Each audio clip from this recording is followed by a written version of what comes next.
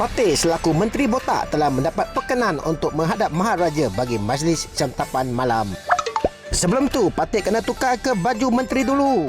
Apa macam? Handsome tak? Oh no! Mengumumkan ketibaan Menteri Sumber Makanan, YB Upin. Wah, cantiknya restoran Yuyan yang terletak di Star Hill, KL. Restoran ini sangat unik dan lain dari yang lain. Ia sebenarnya berkonsep makan sambil berhibur ala-ala musical theater. Pengalaman makan imersif dan budaya.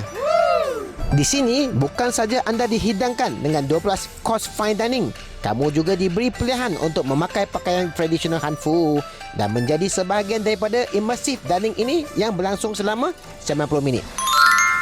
Bukan saja budaya Cina, tapi di sini ia menggabungkan budaya warisan Malaysia sekali dalam muzik dan tarian. Tengok, sampai sate pun dihidangkan. Hebat kan?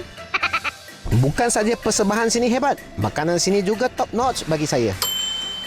Oh, good thing will come to the end. 90 minit rasanya belum puas lagi.